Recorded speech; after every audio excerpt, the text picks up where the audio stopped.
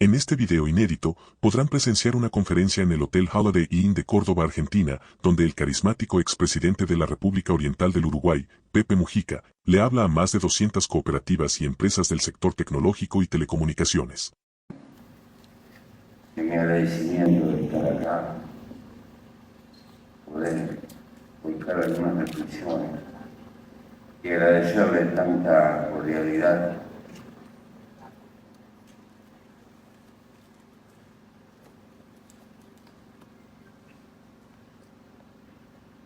Dicen los antropólogos que tal vez hace como 200.000 años el sapiens, porque afrodescendientes somos todos, arrancó a caminar por ahí y fue avanzando por el mundo y tuvo que verselas con muchas cosas. Aplastó al Neandertal, que era un pariente más fuerte del sapiens,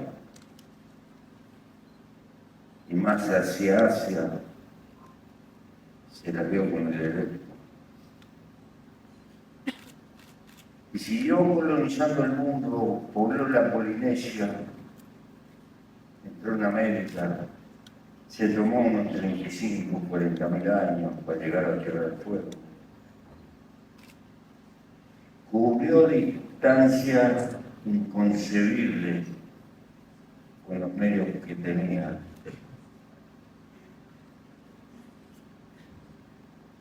Cubrió toda la Tierra. Se transformó en la especie más colonizadora en los medios más distintos. Si el Neandertal era más fuerte,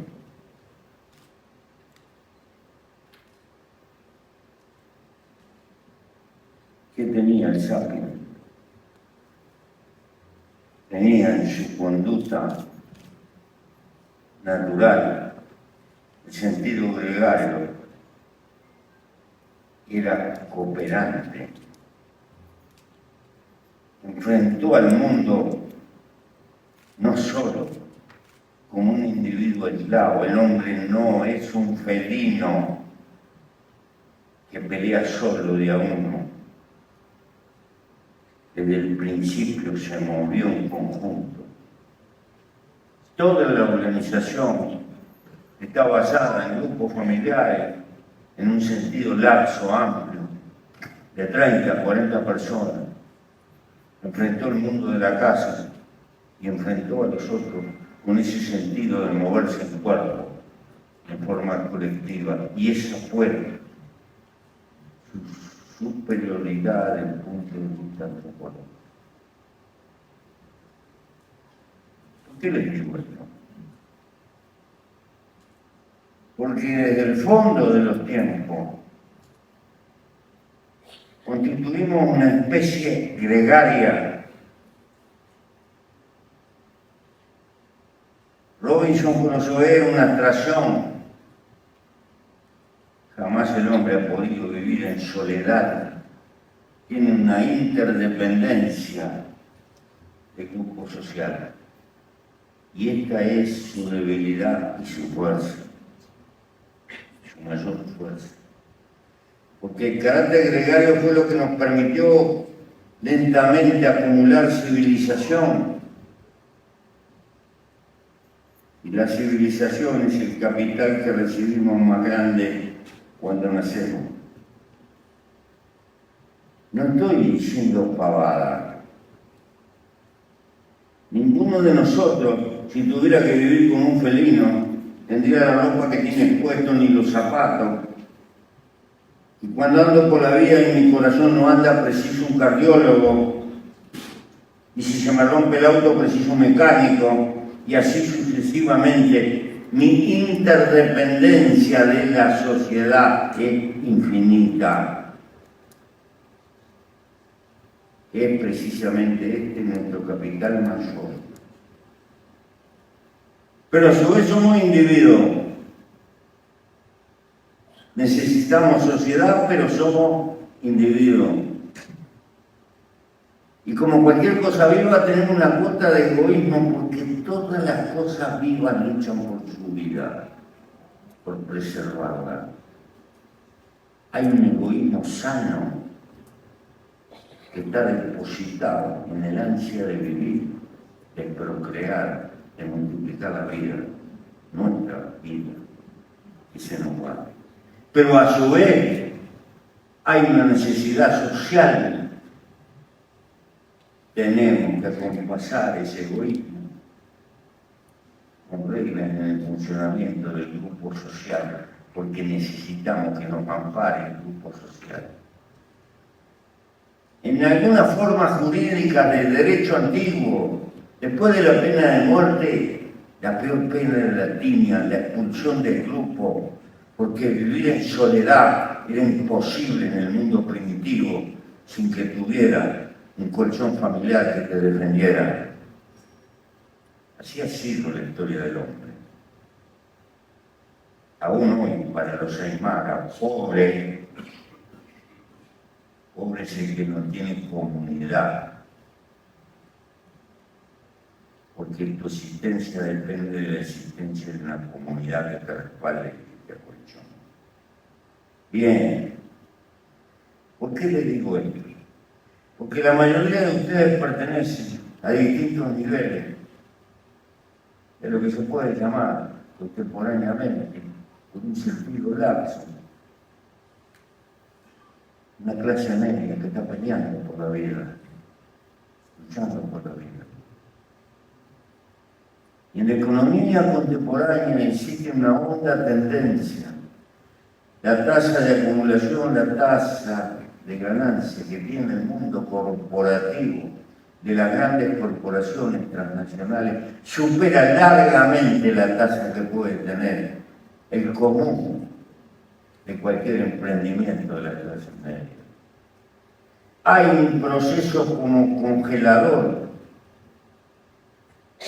que tiene resultados sociales y políticos que a veces son incomprensibles. Es esa clase media que se siente como contenida, como congelada, como con dificultades, la que vota a Trump porque le ofrecen una alternativa y cree, o que tiene brotes hipernacionalistas, que separó a Inglaterra de la comunidad económica europea, o se expresa con proyectos ultranacionalistas adentro de la comunidad europea. ¿Por qué? En nuestra América Latina existen 320 y pico de grandes fortunas que tienen lo mismo que 300 millones de habitantes. Estamos en el continente más desigual del mundo. Pero eso no es lo grave es que tienen un aumento patrimonial del 22-23% anual.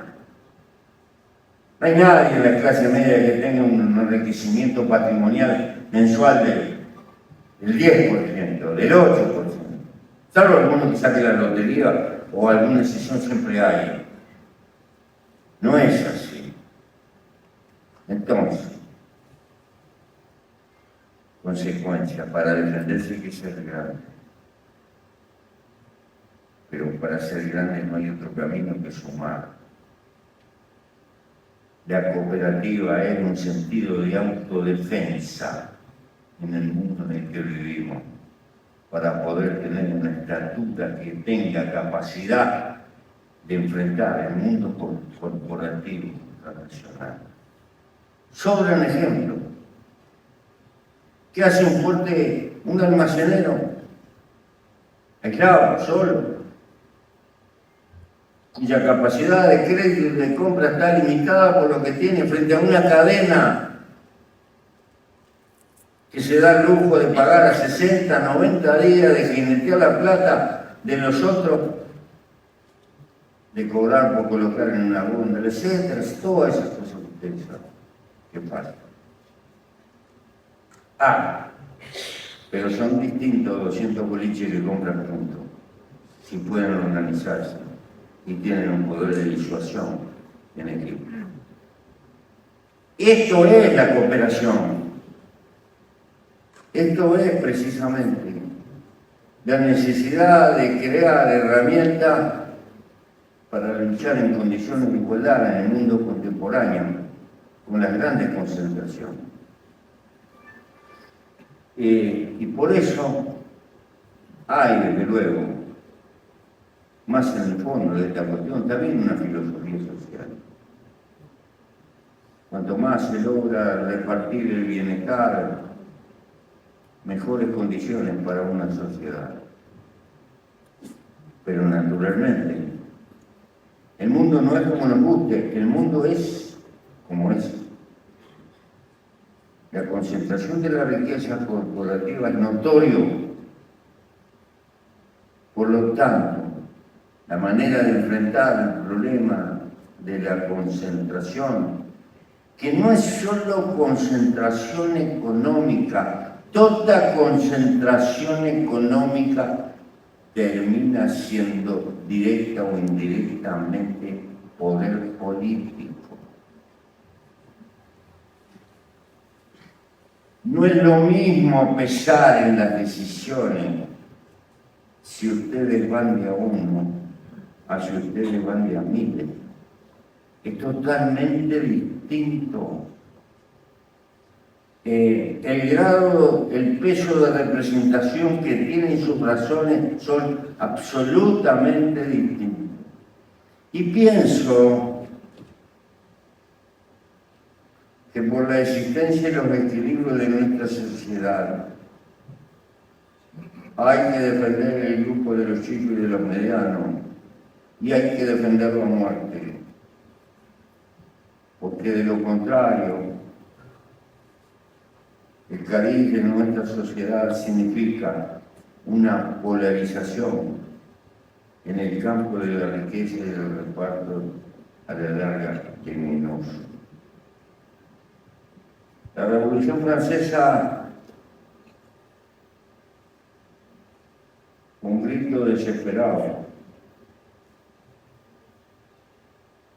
que abrió las puertas ideológicamente de la sociedad moderna, estableciendo aquello de que los hombres son básicamente iguales, por lo menos iguales ante la ley. Pero desde el principio hubo quien gritó: queremos la igualdad de oportunidad bajo los techos que vivimos. Larga cuenta pendiente. El mundo cooperativo es una de las formas de asegurarnos una relativa igualdad frente a lo desmesuradamente grande. Por eso estoy acá. Yo no soy conferencista de esos que andan cobrando un caché para el verso que dice.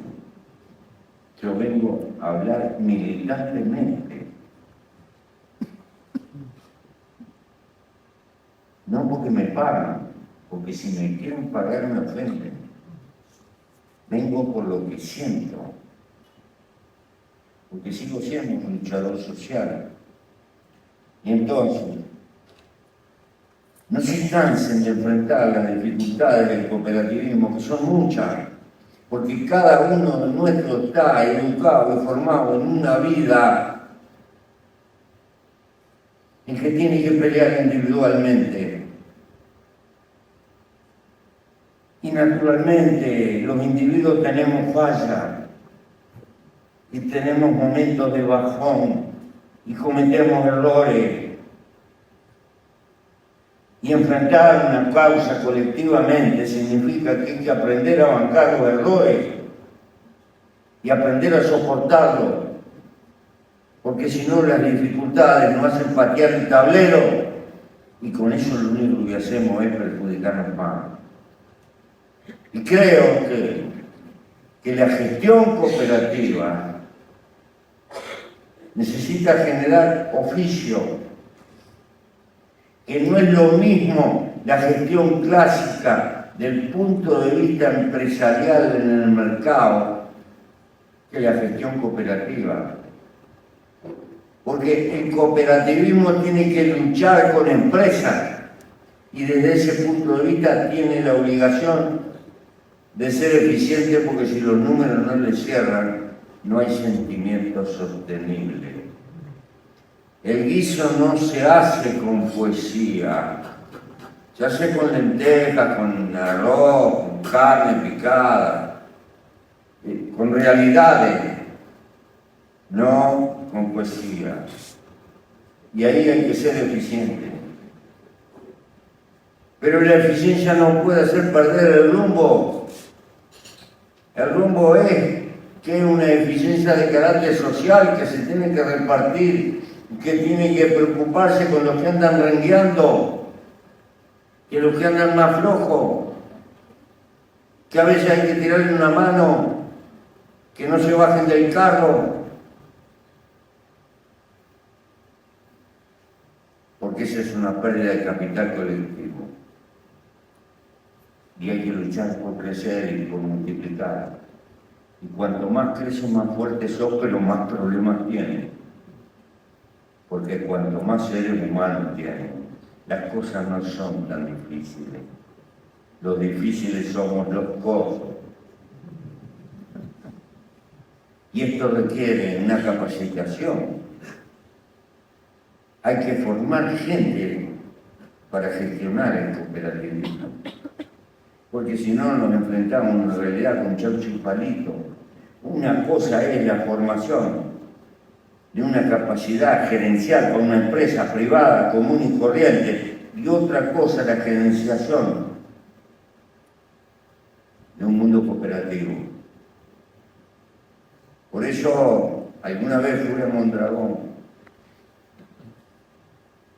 Es un ejemplo de mucho que aprender. Por todo esto, mi agradecimiento, mi reconocimiento y mi solidario sentimiento en nuestra América Latina tenemos que recordar que hay un puñado de cooperativas en España, en Italia, en Europa, el modelo Régis cooperativo de Bélgica, que copió una empresa que en mi país se llama Conaprole, la primera empresa láctea de América Latina que se puso a exportar. Y parece mentira que un país tan chico tenga una empresa de esa magnitud. Pero la pudo hacer porque tuvo capacidad cooperaria y creó la lechería nacional.